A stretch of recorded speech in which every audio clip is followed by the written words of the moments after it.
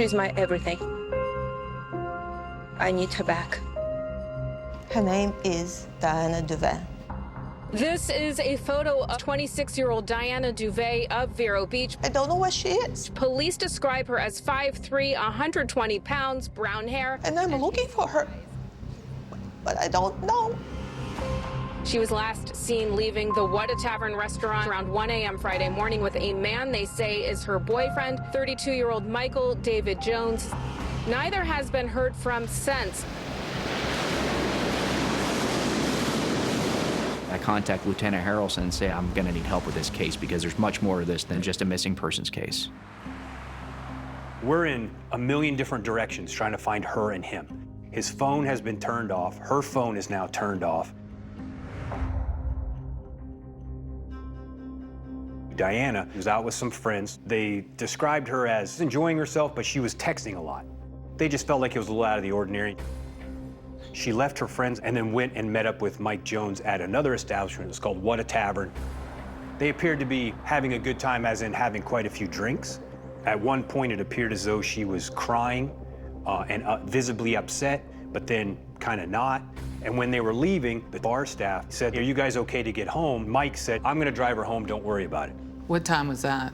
It was around 1:30 a.m.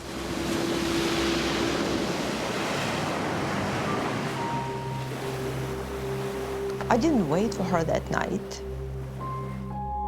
When I got up in the morning, there is text message there. "Mom, I'm not coming home tonight." I texted her, "Diana, where you at? Call me." I went to work. Around 11:30, it just kind of shock went through me that, wait a second, she didn't call me.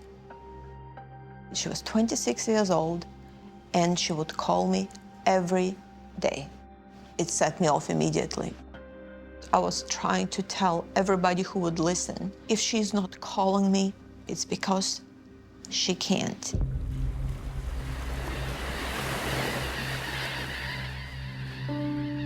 And then we began to learn about Michael Jones. What we learned was he told many of his workmates, "I'm not feeling that well, I'm gonna be gone for a couple of days, I got some things I gotta take care of." I thought that they were out of town for a wedding. I first met Mike Jones at a networking luncheon. He was a charming guy. Mike and I dated, I want to say like 2 to 4 months. He seemed pretty put together. He was smart. He was really funny. Mike told me that he was a trust attorney for PNC Wealth Management. He handled a lot of multi-million-dollar accounts. A lot of people trusted him with a lot of money. Mike was very elaborate. His stories were big, celebrities involved, always knowing people everywhere we went. Mike told me that his sister was dating Jason Aldean and that he was adopted by Ronald Reagan's son. I think that he probably had stories about who he was, depending on who he was talking to. Who he really is, to this day, I'm not sure we know. Just come home, everybody love you, everybody misses you terribly. All I cared about, find her. Where is my daughter? Where is Diana?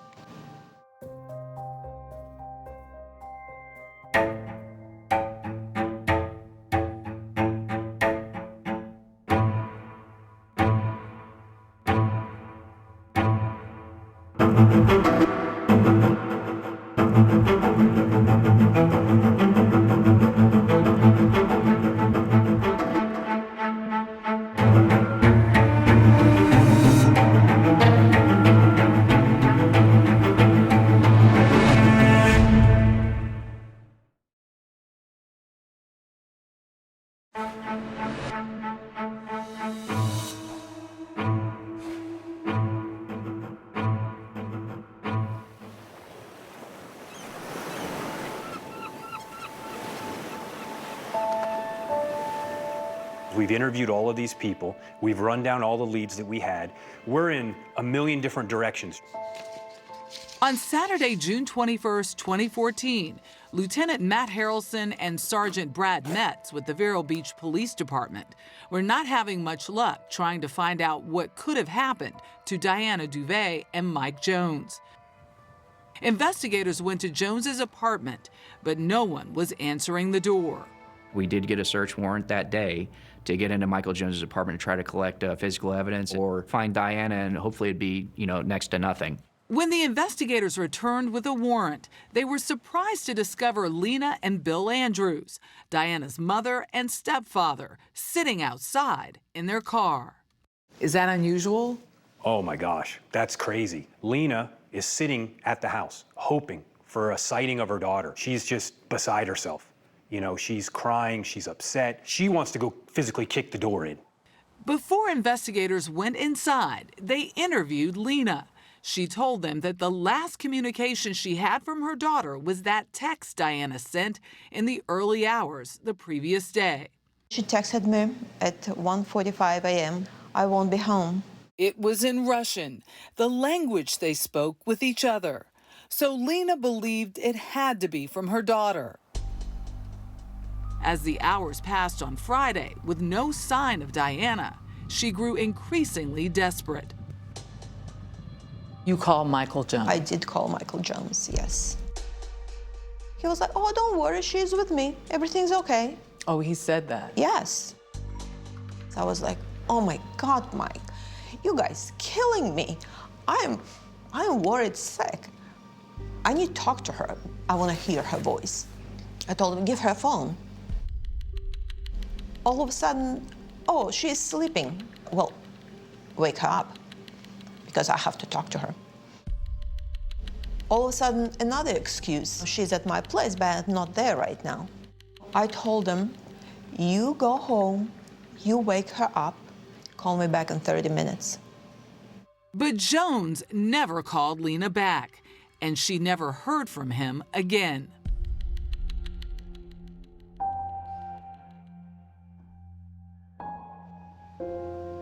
She was my world.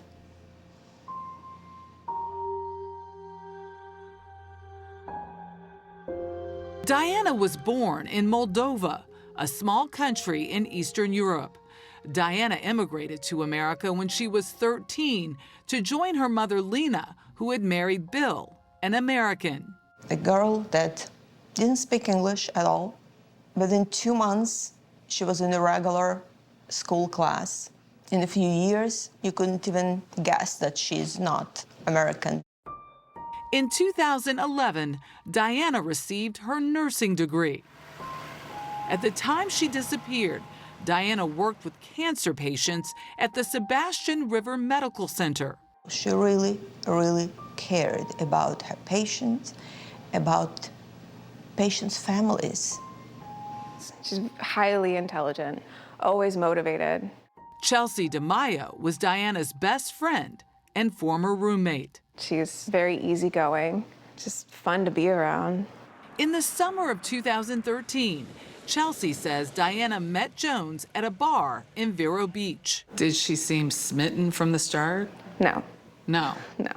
She never had an initial, oh, wow, Mike Jones. It seemed more like he definitely had his sights set on her. And she kind of eventually came around. Lena and Bill say they didn't know much about Jones, except that he worked for PNC Bank in wealth management and had gone to law school. He was extremely polite, nice dressed, well-spoken. Seemed like the ideal boyfriend. And after just a couple of months of dating, Diana moved into Jones's apartment. She seemed happy, so we were okay with it. Chelsea says Diana and Jones quickly became inseparable. You would never see her without him, and she had never done that in relationships before. Over time, Chelsea says she became concerned. There was a time where we were getting lunch. I remember she wanted to go somewhere where Mike wasn't going to see her or run into her or see her car. It was almost as if she would have been in trouble getting lunch with me. Chelsea says before she could sit down and have a serious talk with her friend, Diana and Jones had a domestic dispute that would officially end their relationship. It was April 30th, 2014, just 2 months before Diana would disappear. Vero Beach, please. Yeah, hey, I think I got a domestic for you. The next door neighbor and his girlfriend sound like they're getting into it. Mike Jones's neighbor made this 911 call. It's been going on for about an hour. Just been yelling and screaming, or? Yeah, it just sounds like he's trying to dominate the crap out of her. So it's just been verbal, right? Verbal, I can't hear any slaps or anything, but I'll tell you, it's not good. Officers responded, knocked on the door, made contact with both Diana and Mike Jones. According to the police incident report, Jones told them that the noise was from rough sex. Diana told police everything was fine, but she asked them to wait for her as she grabbed her things and left. She called me in tears, leaving his apartment. I told her to just come straight to where I was, and she did. And she was still in her pajamas, hysterical. Had you ever seen her like that before? That upset? Never.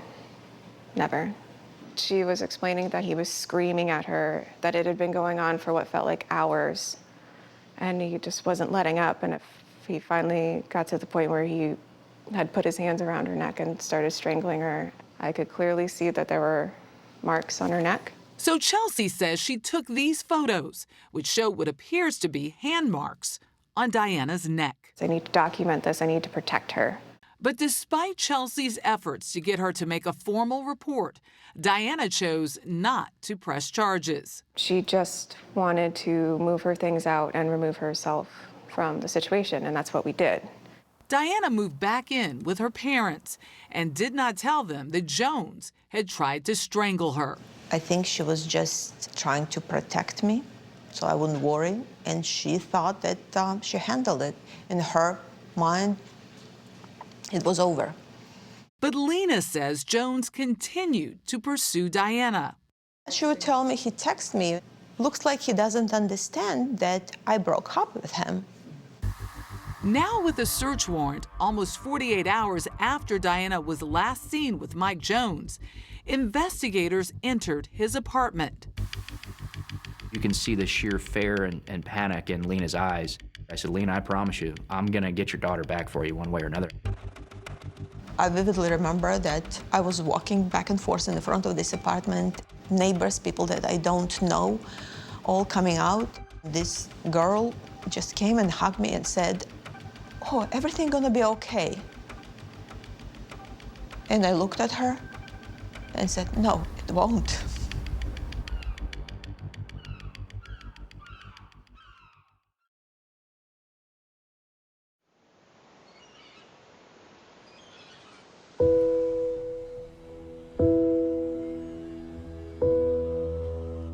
We want to find Diana. We want to reunite her with her parents. We want to make sure she's okay. As detectives searched Mike Jones's apartment, they were hopeful they would find Diana Duve, but they were met with disappointment.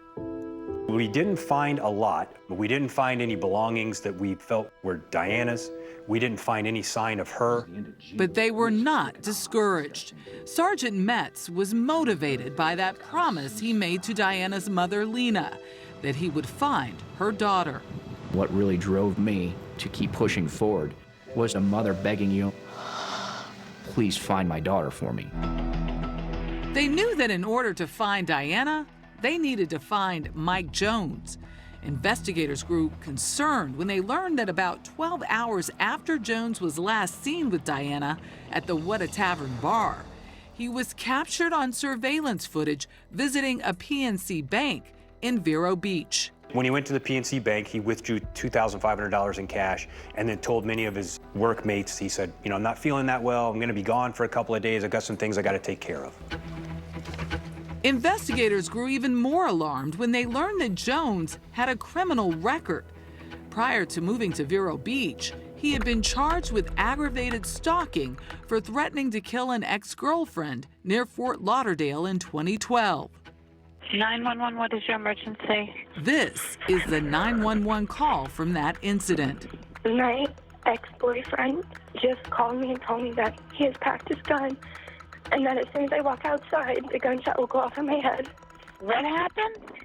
My ex-boyfriend threatened to kill himself tonight, and then when I told him that we were not getting back together, he told me he would kill me. I'm very afraid. I've seen him angry before. He pleaded no contest, and as part of a plea deal, Jones was given 5 years probation in lieu of jail time. He was required to stay in the Vero Beach area and could be arrested if he left without getting permission from his probation officer. I spoke to the probation officer who told us if we come in contact with him, that's probable cause. We can't arrest him for a probation violation at minimum at that point. All of a sudden, we found out that he's convicted felon, that he's on probation. Lena says she and Bill were blindsided by the news. It's something that was extremely unexpected. Nobody knew about it. Investigators continued to work the case, but were running out of leads. So they turned their attention to analyzing cell phone tower pings from Diana and Jones's phones. We had to kind of like overlay two separate maps to be able to see where she may have been and where he was prior. I was getting pretty tired, and something told me, just give it a couple more minutes. And this is why I would say that divine intervention was definitely at play here.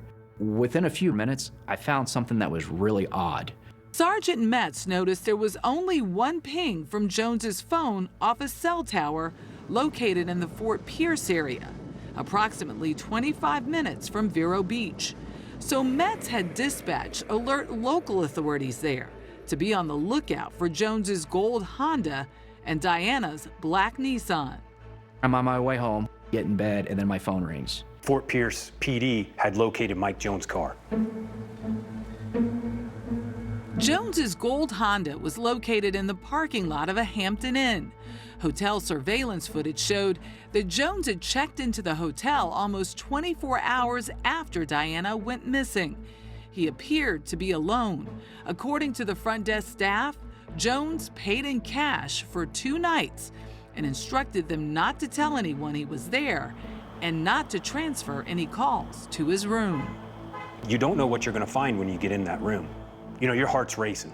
You've been going for 2 days straight, and now you're this close from getting who you believe is a possible suspect and also hopefully finding Diana.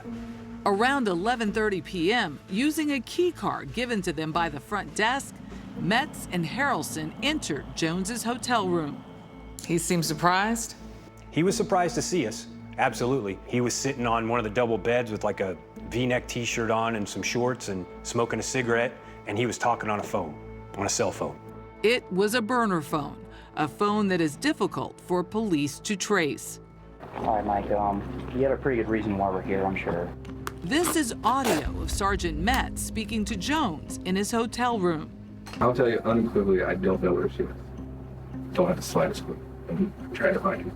Why won't he just give me the information I'm looking for? Your girlfriend's missing. This is somebody that you professed that you loved and professed that you cared about. You should be helping law enforcement try to find her. I said, if you're not willing to give us any information, I said, you're going to jail right now for the violation of probation. Metz and Harrelson were relieved to place Jones behind bars, but they still had no idea where Diana was or her car. You go from very high because you found him and you're bursting in the room to like, here we are back again. Investigators decided to trace the purchase of that burner phone Jones had been using and learned that he bought it at a Walmart located about an hour north from the Hampton Inn. When they pulled their surveillance footage from the Walmart, they made a startling discovery. It's a little grainy, but it appeared to be Diana's car. In this surveillance footage, from the morning after Diana went missing, her Nissan entered the Walmart parking lot, parked. Then you see what appeared to be Mike Jones wearing a red baseball hat, walk into the store, buy the burner phone, and then walk out. There was no sign of Diana.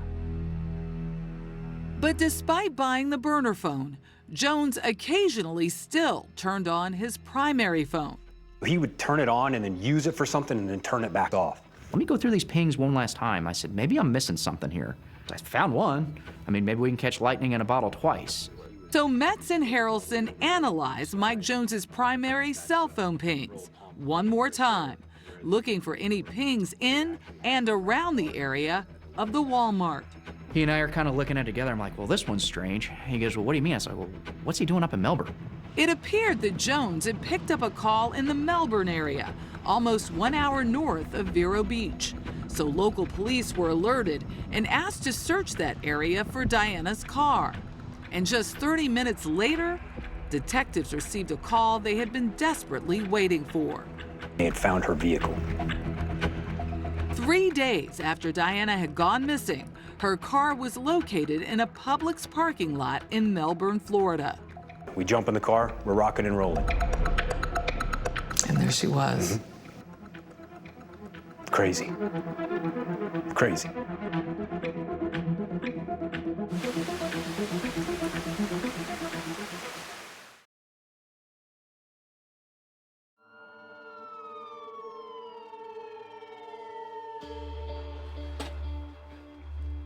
We're on the ragged edge. You know, we haven't slept, you know, because you're moving. It was around 4:30 a.m. when investigators arrived at a Publix parking lot where Diana Duve's black Nissan had been discovered. Lieutenant Harrelson feared they would find her body here. And I told Brad, I said, she's in the trunk. I said, I don't know. I said, it's just so cliche. It's something like out of a movie. It didn't make much sense to me. But when they opened the trunk, Lieutenant Harrelson's premonition turned out to be true. There's certain things in this job that you can't unsee, you can't unlive. You'll never forget. No. I remember putting my hands on my knees and kind of just putting my head down. It was not the way I wanted to find her. And I opened the door, and here's Chief Police in complete uniform. The saddest thing in my life was seeing him come out the driveway. And he told me they found her. To lose her like this, it's indescribable. As painful as it was, this was no longer a missing persons case, but a homicide. An autopsy would later reveal Diana had suffered blunt force trauma to the head and had been strangled to death. Investigators believed they had a strong case connecting Jones to the parking lot where Diana was found. But something was gnawing at them. How did Mike Jones leave the area without a car? So we just started cold calling some of these taxi agencies. And I said, hey, did you get a fare to Vero in the last couple of days? And man, we hit one.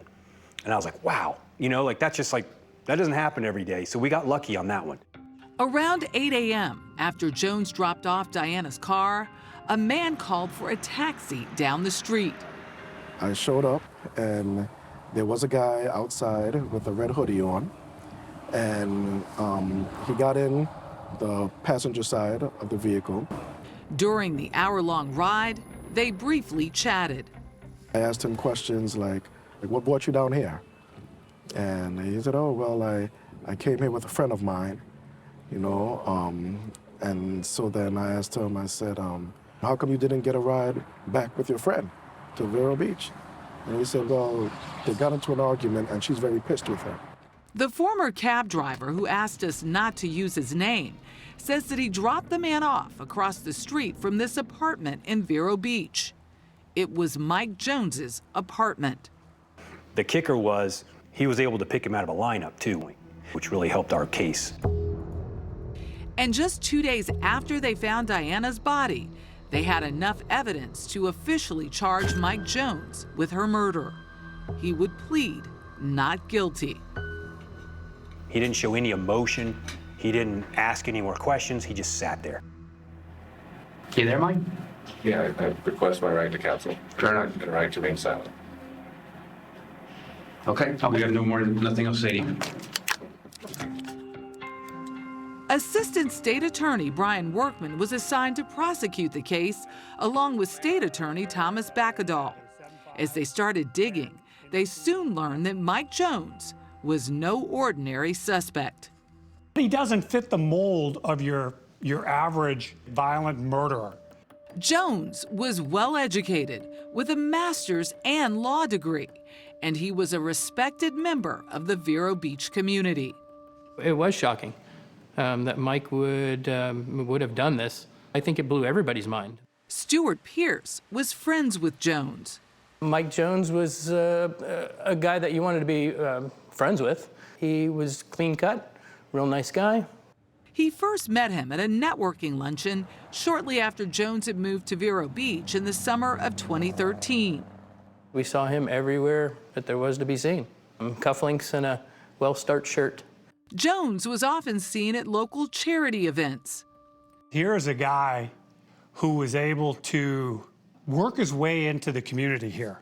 I mean, he was doing charitable activities. He actually showed up and walked for the very same domestic violence organization that I'm a board member for. Jones was also active in the bar scene and had made many friends in a short period of time. Investigators interviewed some of them on audio tape. I would say that he was ambitious. I could trust him with things that I would trust my family with. Michael was a genius. One of the smartest people I'd ever, dealt with. And when it came to work, Jones thrived at his job in wealth management at PNC Bank. He brought people in who had a lot of money, and he had performance reviews, emails that went back and forth between PNC personnel, raving about his job performance and how great he was doing there. In his last performance review from 4 months before Diana was murdered, his boss wrote, "Michael has shown that he has strong ethics and leadership qualities. He is a big asset for PNC." This guy's a master manipulator. This guy was running multi-million-dollar accounts for a bank as a convicted felon. So he was able to con a bank. We reached out to PNC Bank to ask if they knew Jones had a record and was on probation for stalking that woman near Fort Lauderdale in 2012. They declined to comment. His friends, however, had no idea. But what they did know about Jones's past is there were a lot of stories. I remember the stories like every time there was a zinger. Ellie Sexton dated Jones shortly before he started dating Diana. Mike told me that his sister was dating Jason Aldean, and he told me that he was adopted by Ronald Reagan's son. Mike drove a gold Honda Accord that was probably 10 years old, but he told me that he had a penthouse in Fort Lauderdale, that he had a Porsche, that he just didn't want to damage. Well, Mike Jones told me that he was adopted and that he played some minor league baseball. But one time hanging out on the beach and seeing him throw a football made me think that he'd probably never played minor league baseball. Nothing in his life was the truth. Who he really is, to this day, I'm not sure we know. Prosecutors were certain of one thing, that Mike Jones was a murderer. And now, as they prepared to go to trial, they learned that Diana was one of Mike Jones's many victims. The only difference is the others got away. My family has all said, you skipped death.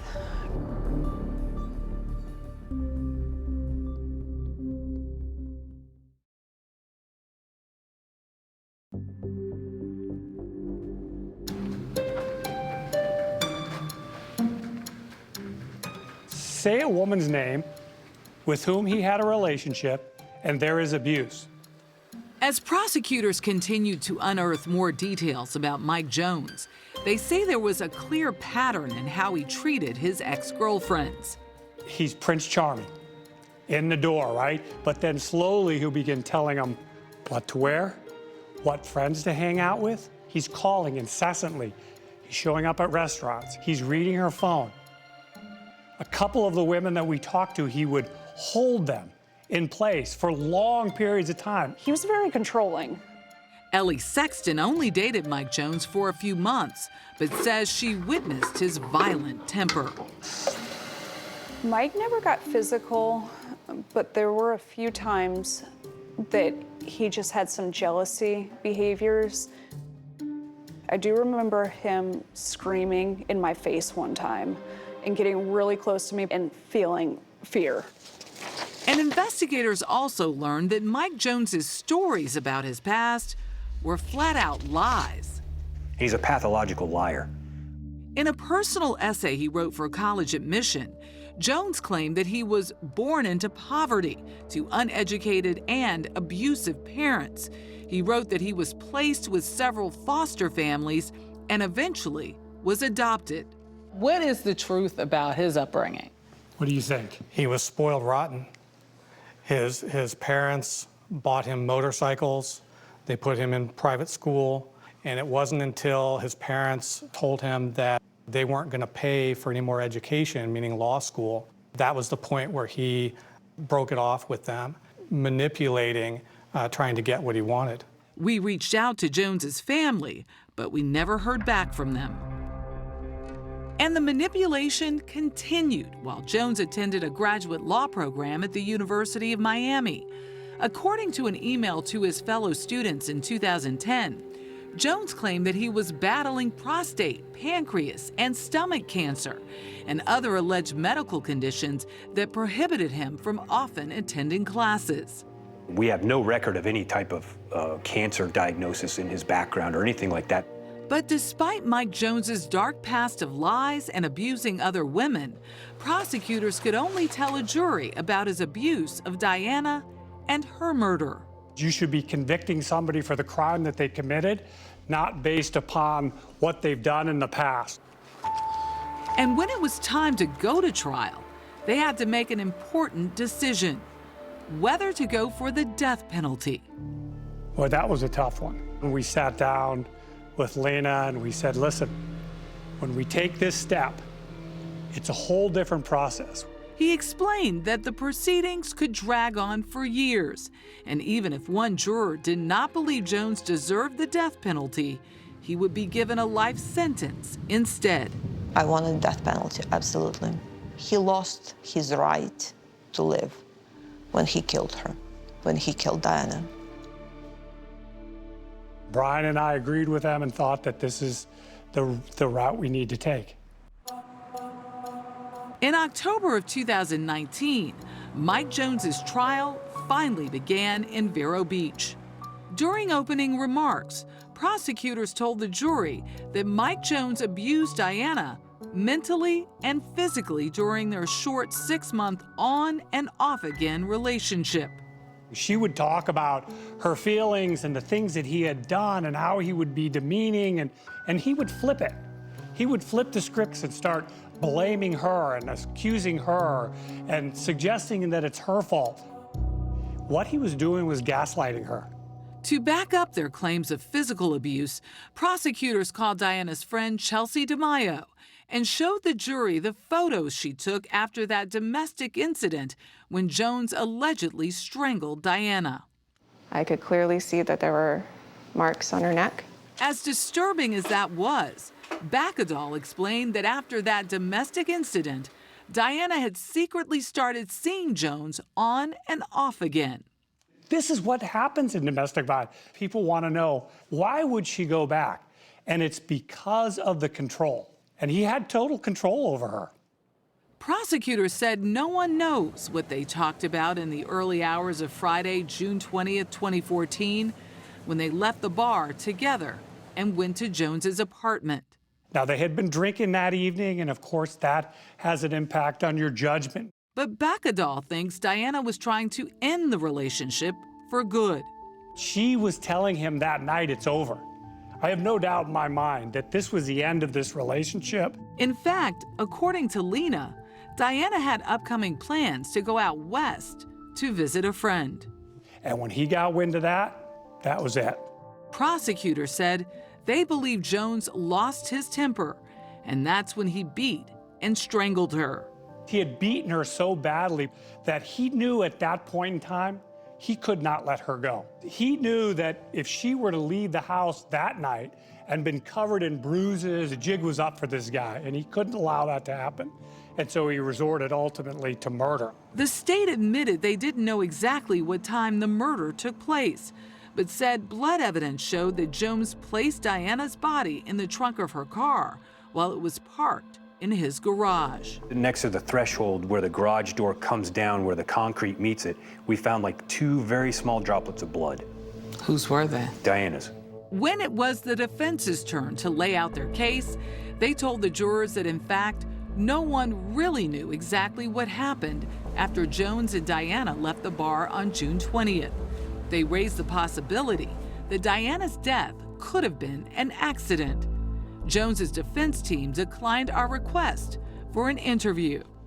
They tried to act like that, he was an upstanding citizen in our community, he had a solid job. Why would he do this to her? It was almost insulting sometimes for them to even try to act like he wasn't the monster that we knew him to be.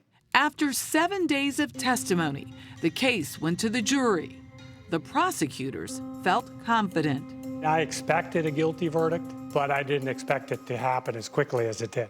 How quickly did it come back? Like 45 minutes. That says something. That says a lot. That says that somebody finally saw through Michael Jones's. But they knew there were many challenges ahead. Now the jury would have to decide whether Mike Jones would live or die. What did you tell Lena right after the trial? I remember hugging her.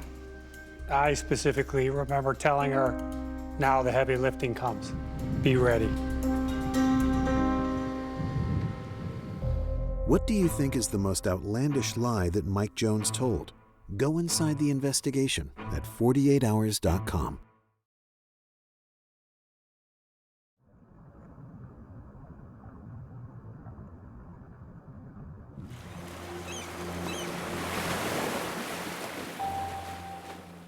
She had so much good in her heart. And he knew that. Nearly a month after the verdict, the same jury that convicted Mike Jones of first-degree murder would now decide whether he would live or die. The penalty phase is everything about the defendant. Prosecutor Bakadal warned Lena that the sentencing hearing would be difficult to sit through. The poor defendant, all of the issues faced by the defendant throughout his life, to the absolute and utter exclusion of her daughter. The defense called medical experts who testified Jones had received multiple blows to his head, possibly from doing motocross as a teen, and he suffered brain damage. One expert testified that Jones's frontal lobe, which regulates decision-making and impulse control, had been damaged and caused a significant cognitive defect. They wanted the jury to believe that he had this major or minor cognitive deficit. The problem is, in order to have that particular deficit, you can't do things like balance a checkbook, pay rent. And here's a guy who went to law school and managed multi-million-dollar accounts. When it was time for her victim impact statement, Lena surprised everyone and confronted Jones face to face. How can you do that with your bare hands to the person that you supposedly love? How can anybody do that? How? She brought Diana to life in that courtroom. And if we were going to get the death penalty, it was going to be on the back of that testimony. It was just a mother's love for her child. It was big. Throughout the entire trial, Jones showed no emotion. He absolutely had zero remorse. Absolutely zero. Even as his sentence was about to be read. His attorneys, they had their faces in their hands, they were leaning on the tables, and he just sat there like a statue. Mike Jones received a life sentence, much to the prosecutor's disappointment. For me, it was devastating because we didn't finish the job that we had promised Lena and the family. I realized at that moment, if I can't get death in this case, what case? Do you remember how many for, how many against? Yeah, I remember. I'll never forget. It was 11-1. The defense was playing for one holdout the entire time. That's all they need. We needed to be perfect.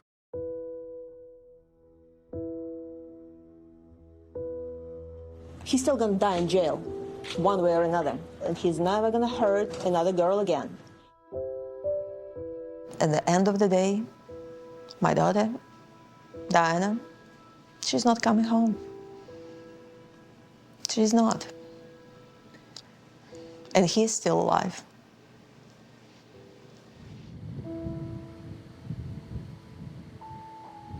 Graduation day.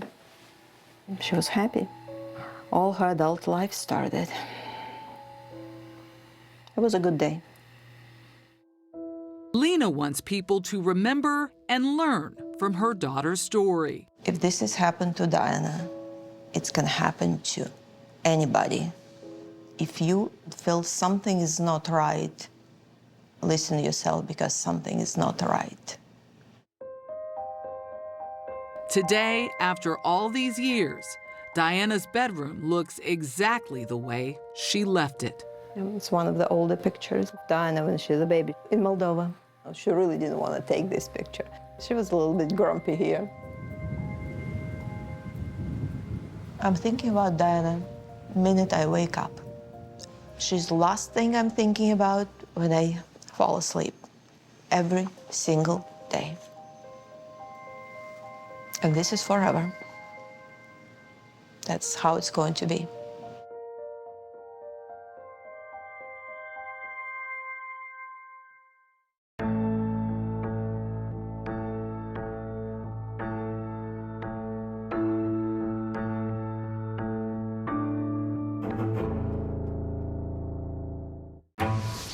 An intruder came into her house and attacked her, stabbing her repeatedly. A woman's iron will. There's no earthly reason why I'm alive.